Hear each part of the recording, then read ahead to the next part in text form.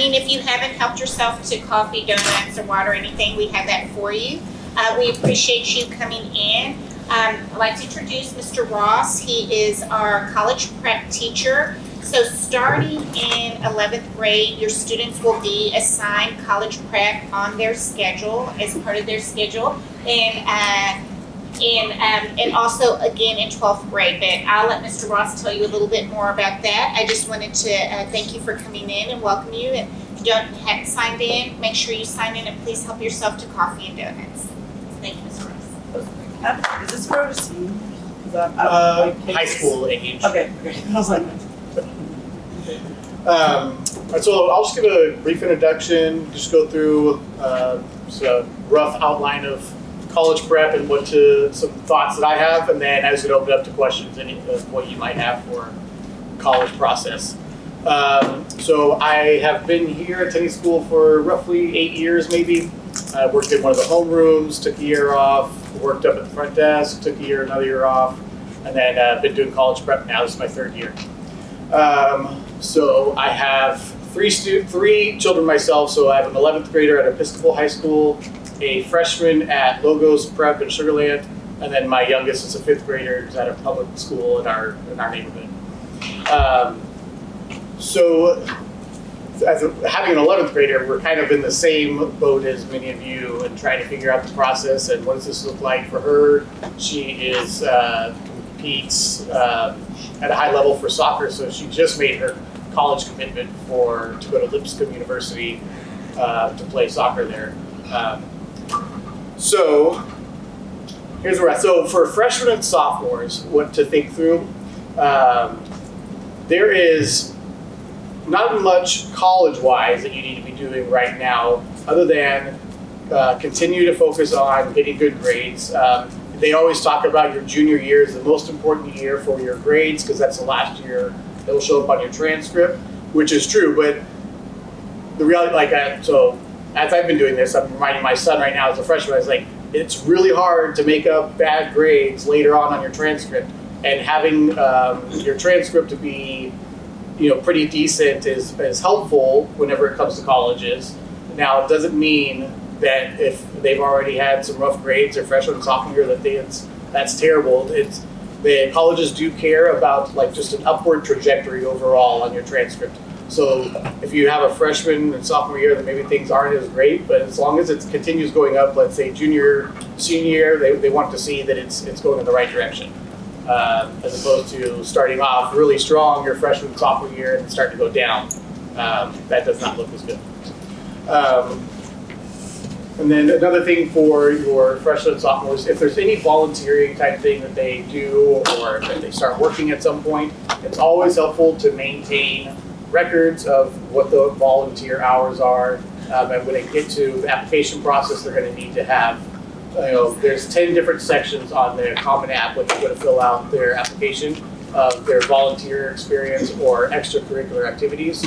So you just want to have. I have a question. So last week we were at the Houston Food Bank. I'm not sure if I grabbed the form though, so how does that work? So I don't even know that if you don't have to show documentation to support it, but I don't think so.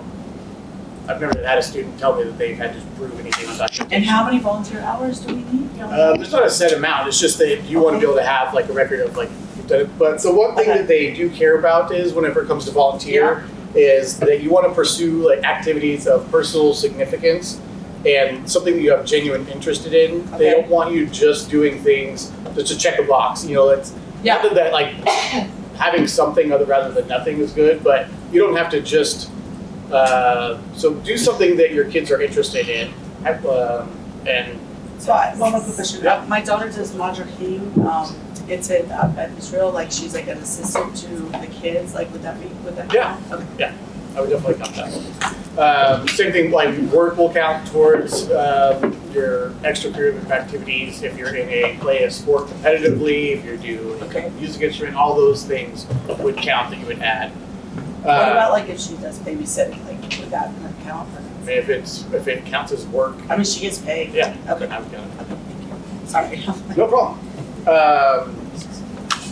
let's see here. And another thing I could say in their younger years, freshman and sophomore years, is to start planting the seed, have discussions. I remember we were at a, I don't know, family camp, and one of our speakers one time was talking about something, but he talked about like, sometimes your kids open up a discussion about something, and he was like, sometimes you just have to shoot the gap, but like, when they're there and they're ready to talk about something, you go with it, and then, you know, they might shut down and they're like not interested anymore. So it's like, take advantage of the opportunity when they start talking about or have an interest in college discussion, like go with it. And then if you're ever near or have an opportunity to tour a school or anything like that, sometimes it might just be an unofficial, like you see the college campus.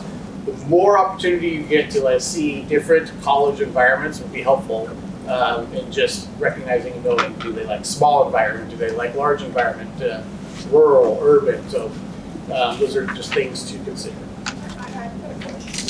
So, 30 years ago, you could walk onto any campus, go to the library, check it out, whatever. Today, is that as easy to I would just? imagine it's still probably pretty easy, if it's during public hours. Yeah, that's not a security thing going up now all the time for anybody. Oh, yeah. I know from personal experience in the last year, you can walk onto A&M and UT campus. Walk. He just said, he took, our older kids, yeah. If you start trying to go into people's labs and things, right? Then there are questions that are asked. But do you usually take a tour, like you make an appointment? Yes, there's usually a welcome center on Okay. every campus. At Okay. least every public one for sure has a welcome center. Okay. I'm not even sure. There's the University of St. Thomas. Oh yeah, I went there growing up. Yeah, I know they have a visitor center even. So even with the private schools around here, there's a But if I want to go out of state, do I just call them and do you know how that works? Or no? I You can do it there's online, go so online. yeah. There should be. Sorry, I'm so new to all this. No problem. You can schedule your visits. It's going to be Okay, called either schedule a your visitor center or a welcome center, and Welcome then center, okay. those will usually do a group tour, usually a walking tour, and then they'll release to go. Once you're kind of oriented to the different places. And some places like A&M will, if you say you're interested in a particular college, they'll Mhm. put you in charge or in touch with the communications department of that college. Sorry. No, that's good. I didn't know that part. Yeah, if you guys have anything like that, that's And helpful. Same thing with U of H. And then the initial tour is usually a group tour of, and so they'll, especially with U of H, it's a group tour to walk the campus. A&M is so big, you can't really walk the whole campus. Yeah, we went there. Yeah. One more quick question: when do we start going on the tours? I mean, my daughter's a sophomore, so should we start now, or should we start next year? You can. So you can start doing that now. Now? Like Okay. junior year. So I think it's helpful going whenever school's in session, so you could actually see kids on absolutely. campus. Starting, I think, junior and senior year, you can take 2 college visits per semester. Okay. It will be an unexcused absence. Perfect. An excused absence. And then a lot of also SAT and ACT. So there's 3 options whenever it comes to applying to colleges. There is some colleges require SAT or ACT still. There is test optional now. And then most of the California public schools, it is test blind, where they will not even take your SAT or ACT at all in the admission process, but they will look at them afterwards for scholarship or anything like that.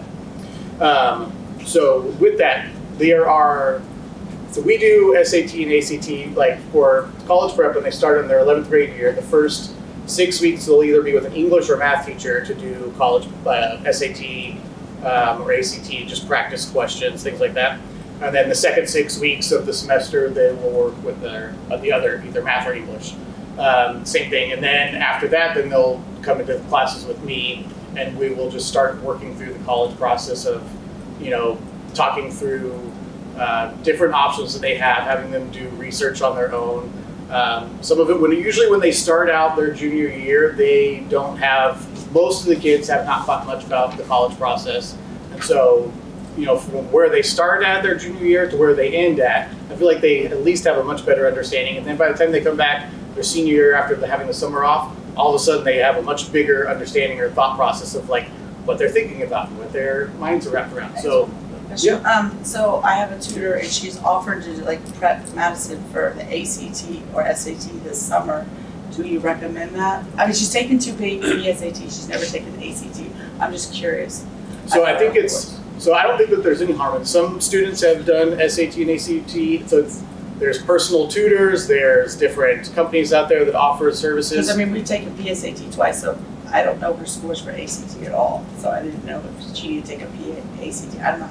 And you can. So you can also take the ACT and SAT a number of times. So I know for my own kid, what I'm going to do is have them take the SAT and ACT in the beginning part of the spring semester. For junior year. For junior year. For right? junior year. Okay. And then, depending on what her scores are, then have her do one of those classes for, let's Okay, say, so- 2 months So wait. leading up, and then have her retake them. So, some of the students I've talked with, they've done those courses, and some have thought it was worthless and it didn't really help that much. And then some students had did one of those courses, and their SAT numbers jumped up to where they finally ended at a 1570. So he recommended Test Masters and felt like he said it was more about giving you tools to be able to get through the test quickly and to not have to be stuck on some questions for a very long time. And so it's just more strategies on dealing with the test rather than, so he felt like that was helpful. And keep in mind that if you take the SATs 3 times, they'll take the best out of your 3 scores. Okay. If you take it 4 times, they will merge your scores and give you an average. Okay. Whoa. Thank you. They're also changing the format to a digital in March. Yeah. I will say my daughter took the PSAT yesterday and she just said she was so stressed and she I know she put it as a 504, and she get extra time because I mean, I believe if you apply for it in advance, you can get it. Yeah. So may I interrupt? Yeah. So Miss K can do that for you, but you Okay. have to have an educational evaluation. And you Okay. have to submit it to Miss K, and then she will apply to College Board with that. So yes, you can do that, but you need to make sure that Miss K has that so she can do that on your behalf. So how do I get the evaluation? Because she had a 504 at her other school, but that's why I'm trying to figure out how to do it, you know? You should have a copy of it. I do have a copy of it. So what was your question again? I'm sorry. Oh, because like yesterday, Madison said she was all stressed and she thought she could get extra time and they didn't give her extra time on the PSAT. So have you submitted your educational evaluation to Miss K? I think that, I don't know, I'll find out. Okay. And then, so as you're saying that the SAT they're both have gone digital.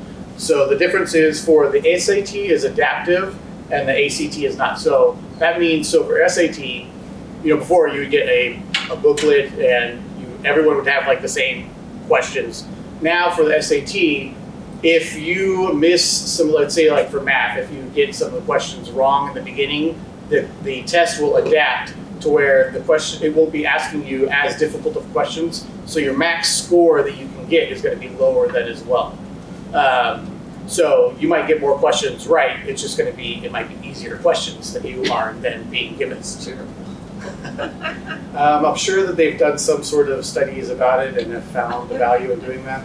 So, but the ACT is not adaptive to where it is still going to be the same way as if you were taking the paper format, and everyone's going to have the same type of questions. They took the PSAT yesterday, and when does the score come back? It should come back fairly quickly because it's online. I don't know that exact date Okay. though. He said he had to download something to get it. So everybody that took the PSAT and so we're not going to provide that score to you. They had to when they were taking the PSAT, they made a College Board account. Okay. So they should hopefully know their College Board account. They can log into College Board and see their scores. And that's what Yes. There's this Princeton review class. I was just kind of Googling around. It's very, very expensive. Very expensive. In C2 education is very expensive. But it says that, $5,000 or something. That's a lot. But it says that if you don't get it's something like a 1,500 and a very high score, you get all of your money back. Have you heard of anybody who has taken this? What? I'm serious.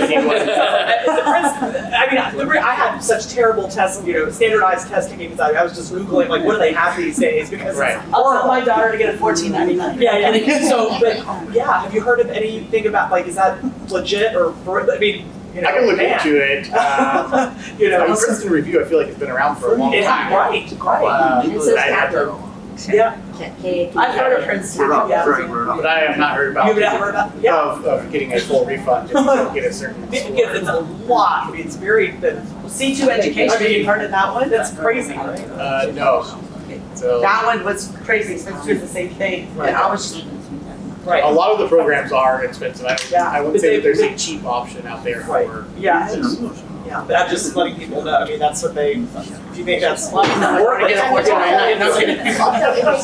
I mean, my son took the SAT the first time. Okay. And he did not do so great. Okay. Because he has test anxiety. See, that's what He had Madison straight has. A's all through high school, all through high school. Yeah, that's what Madison has, And then seriously. he took the SAT and we were like, Pay for it. So what did you so do? I told him, you study. And he said, we're doing an hour of SAT study every single day. And you got the book, you just bought a book? We got, we got the SAT book, the regular study. Okay. And, over the summertime, he studied and he took pre-cal.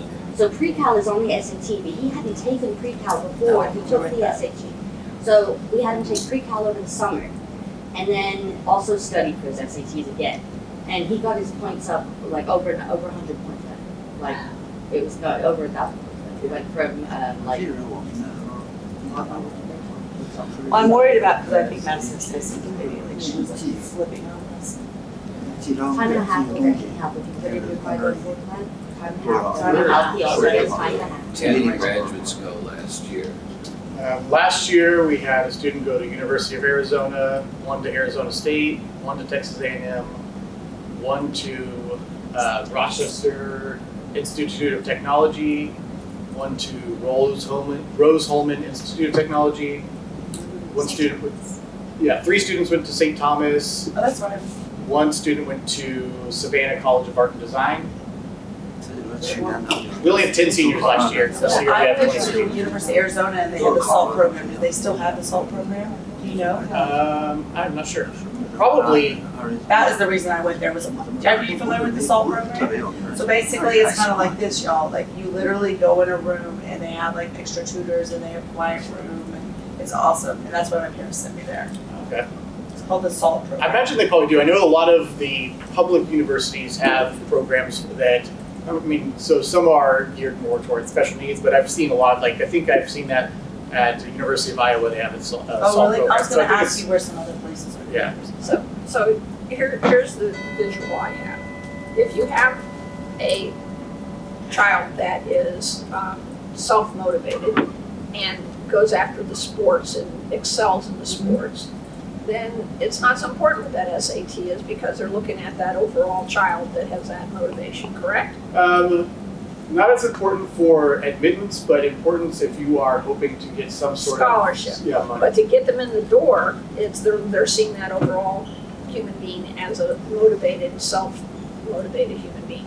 If you've got the kid that the parents are kind of, pushing, do this, do Yeah. that, then you need that SAT score because that's showing that, no, they have the intellectual ability, they're just kind of boy-like or whatever, and they just don't have that drive. Then you need that as the balance in there. Is that what you're telling me? Kind of? Kind of. So it just, a lot of it depends on where it is that they are wanting to go to school. So in California for a year, then they won't have to have the SAT. They get into school and then. Yeah, so if they are wanting to go to a prestigious school, then yeah, your grades and your SAT scores or ACT scores are going to matter a lot. Right. So if let's say somewhere, Penn State, I believe the acceptance rate is 90%. So when your acceptance rate is that high, they are accepting a large number of applicants because they are only assuming that 30% of those people that they accepted are going to actually go to school there. So it's the ease of getting into a school like that is much easier. So I think 2 years ago, one of our students applied to go to Penn State, and I think they had a 2.92 GPA or something like that. And they were accepted. So if you just want to do your research as to so it's helpful to be realistic with your kids. If they have a desire to go somewhere that's really far out of their league, then just be honest with them about it. Don't tell them like, I wouldn't go ahead and apply there. I mean, tell them they can strive to be able to get there if they want to. Just might need to be realistic as like the likelihood of this would be really difficult. If you want to go to Rice, That's which what is what, 6% acceptance rate, and you have a GPA that's 3.5 and you got a 1350 on your SAT, which is pretty good. Like the likelihood of getting in with that is probably not that great. So you just have to be realistic. What do with you that. think like an SAT for Rice would be? 'Cause that's what ours. So She has like a 3.9. It tells you on the website. Oh, it does? Okay. yeah, you all the can websites find have all of the median Okay. range of all that type of stuff. There's a wonderful book called Fisk's Guide to Colleges. What's it called? Fisk's, Fiske, Guide to Fisk Colleges. Guides to Colleges. It's written by one of the ex-board members of College Board. They Okay. go around each year to all of the universities around the United States. They talk to actual students. They look at the dormitories. It tells you about the acceptance rate. It tells you if it's a rural or inner city Okay. community. It tells you if they've got housing for the first couple of years. It Really? tells you if they're like really right-wing people or if, it's more liberal kind of school. And it has a lot of information in it. And we went through that book and first marked out, okay, Where did you get the book? Amazon or something? I got the book on Amazon. We Okay. have one of my son's college counselor that we got outside of the school used to be on the college board. So he kind of is guiding us slightly as well through the process, and he's the one that Can you give me recommended the this book. Yeah, I don't doesn't do it professionally. Oh, okay. He's just kind of doing it for Zero. us. I mean, do you recommend aspiring college counselor? It's up to each person individually. So I know at my daughter's school, they just had this presentation at Episcopal High School, and they would say that you don't really need that, but for some people it's helpful. And so it's really is up to each individual person and what they are hoping to be able to get out of it. Yeah, Sometimes ours there are was no some idea. organizations or some people that do that, and I would say it's a little, like when it comes to essay writing, it's probably not the right thing to do to have a Well, yes. yeah, so they probably go the wrong path of having somebody else Oh, yeah. almost write their essay for them, things like that. So it just depends on each person, but Yeah. there's also like some people who do it and do it well, and it is helpful. Well, this is my one concern. It's like this school is so tiny. It's like 10, and then we're gonna throw them like in Arizona, for example. And there's thousands and thousands of kids, and my daughter suffers with like anxiety and depression, and she gets really nervous. So, do you think I should start maybe look with a smaller school? Because you know what I mean? Like I'm kind of worried. Like, do I just throw? I mean, anybody that's been through this. My son suffers anxiety, he suffers from depression, he does not like loud noises, he doesn't like big crowds. That's We are fine. looking at small colleges. You We give me a visited list. A&M and it was, Yeah, that's what like that's what it is. I know I don't like this. So it's we did this, we're in the grandparent stage. Okay. So our daughter who went off to Smith, I'll tell you the difference, what I see in schools. Okay. When went off to Smith, she had a roommate that literally got there and partied. And literally the professors are saying, where's your roommate? Now, if you were at UT, they wouldn't care where that roommate was.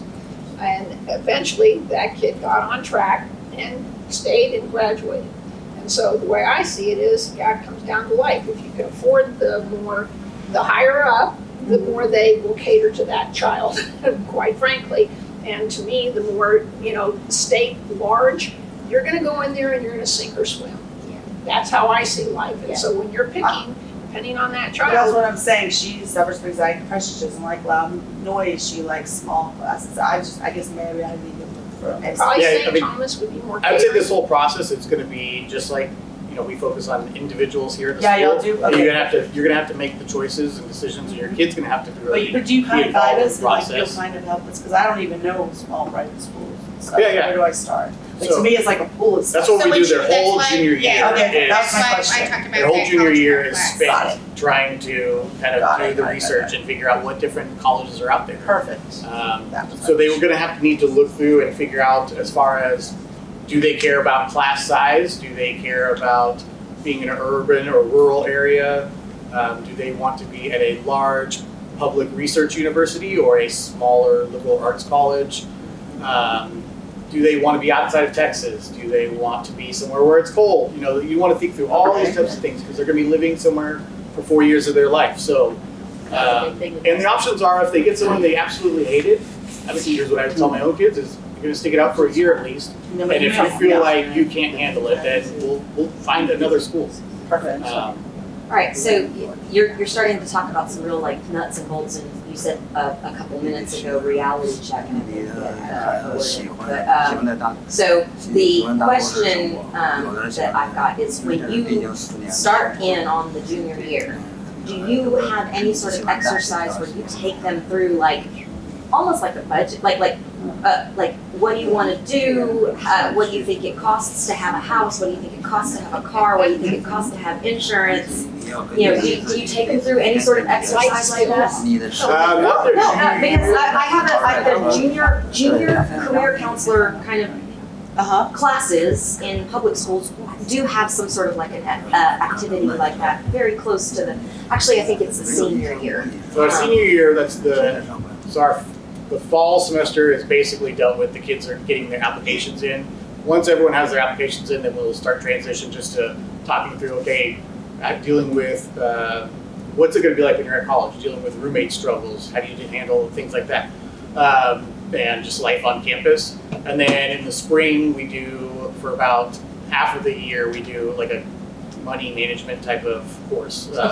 Try to help them realize, how do you handle your budget when you're in college, and try to figure out, like, they need to have conversations with their parents, like, what is this gonna look like? How much do I need to know? Like, am I gonna be allotted, you know, each family is different, so I don't try and say like, this is what it need to expect, but just try and have them plan through and think through, what does it cost when you have this much money and you're on a dining plan, so your parents, let's say, give you $200 a month extra that they're gonna give you. That's just a random number. Yeah. So you went to Starbucks 3 days like that week, and then it's gone. Yeah. You want to go to some of the sporting events, you want to go do this, and then your friends want to, like, rather than dining plan on the weekend, your friends want to go out to eat at a restaurant or something, like, eventually you're going to run out of that money if you're just, so just trying to think through that type of stuff.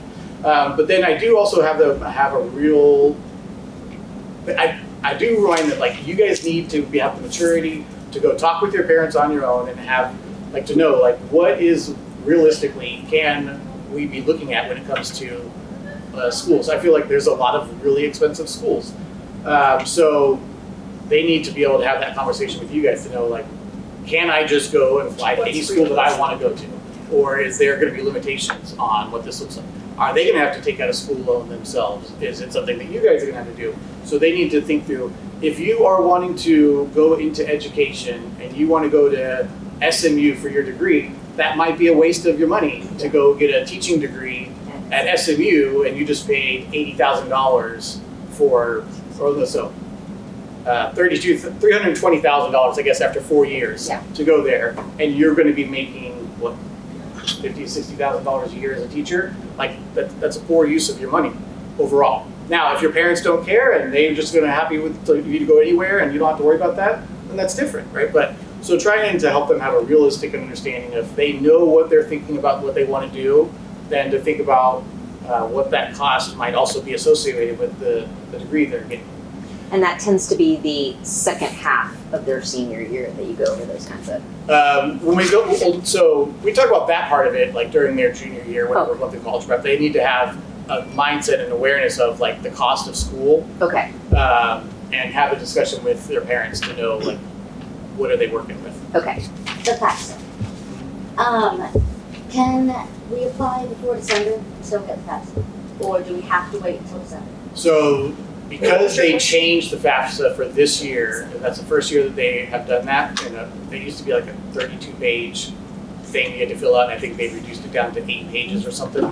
It's only valid for 1 year. They are behind on getting that out. So it's not even available to fill out until, they haven't given a date, it'll be available sometime in December. So you are going to apply to schools before you're going to be filling out FAFSA. Okay. And then once you do that, the school, whenever they send out the acceptance, they'll have access to your FAFSA, and then they will give you like total cost to you to go to school there. Okay. So I won't be denied the FAFSA by applying before December. I don't know that you can apply You yet. can't be denied FAFSA. You have, and when you fill in the FAFSA, you have to fill it in every single year. Okay.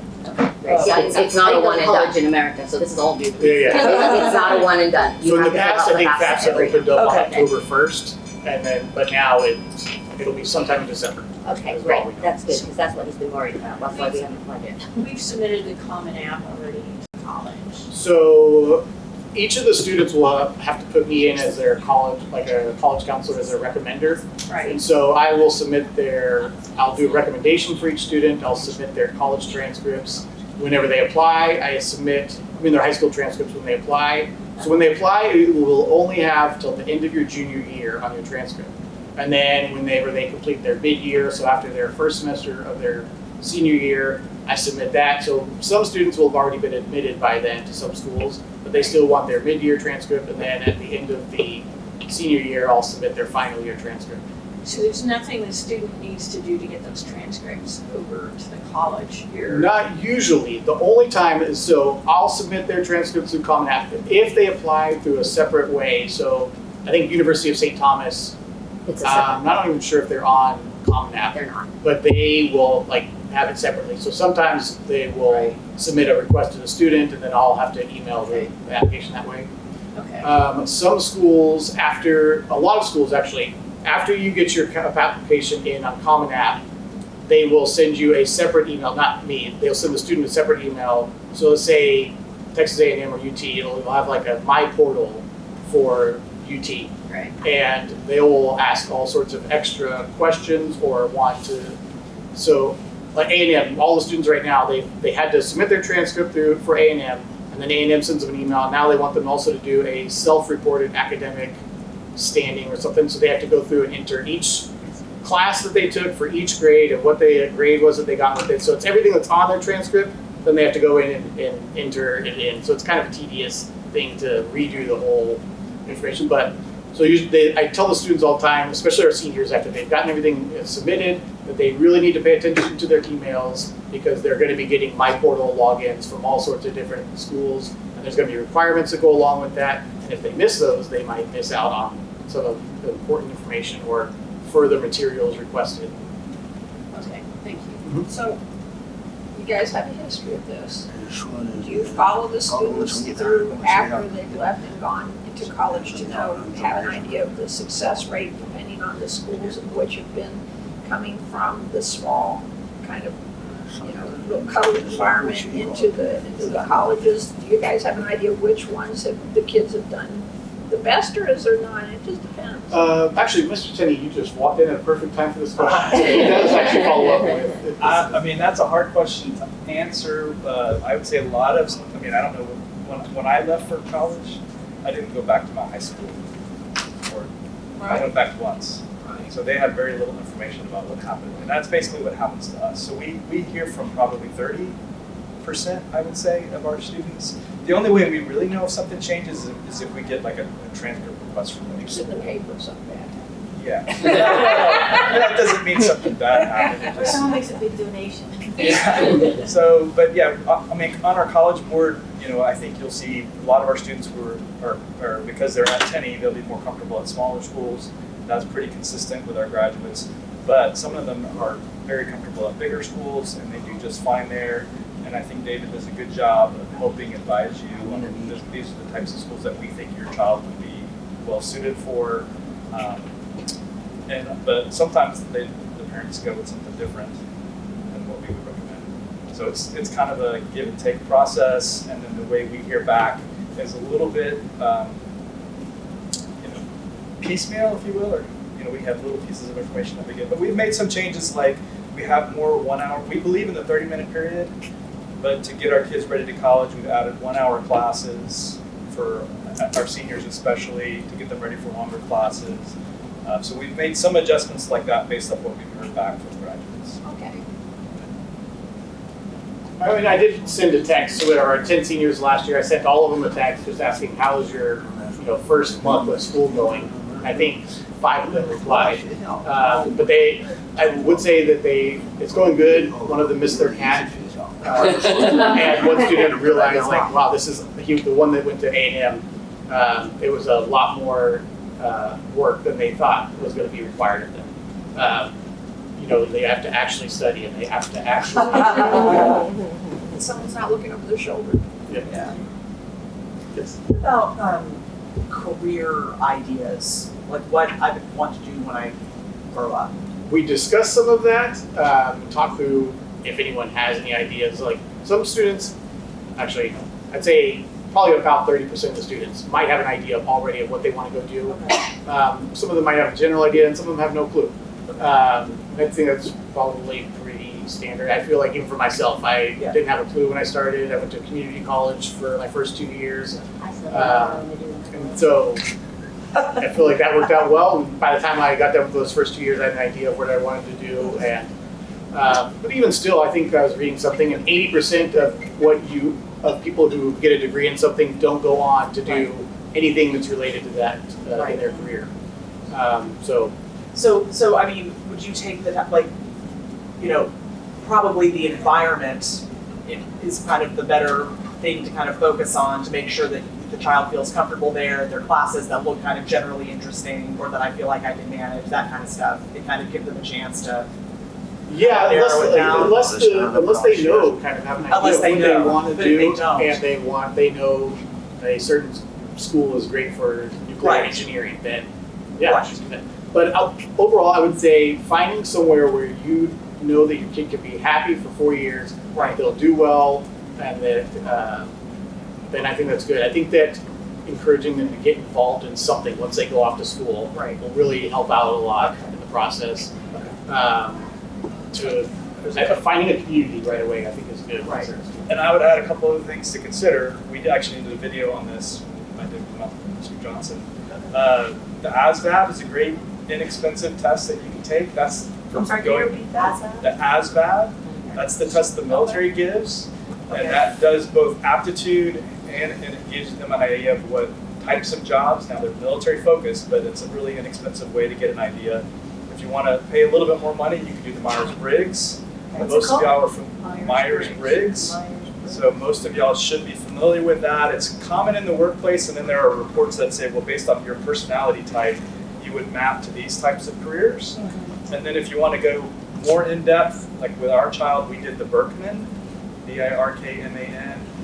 For that, you have to hire a counselor, and they'll do a interview, and then they'll then give you a report that kind of maps to what careers those things map to. So Do you there's have just three options. recommendations of where we can, For Berkman? the Berkman? Yeah, Uh, could you give us?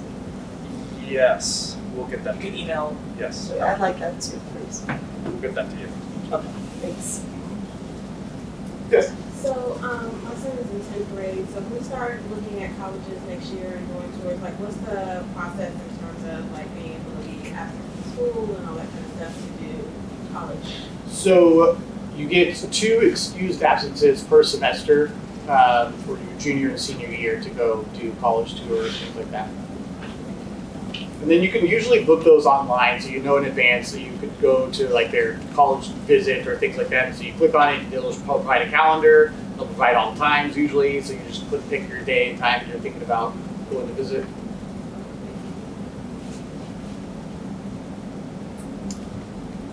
Does anyone have any other questions?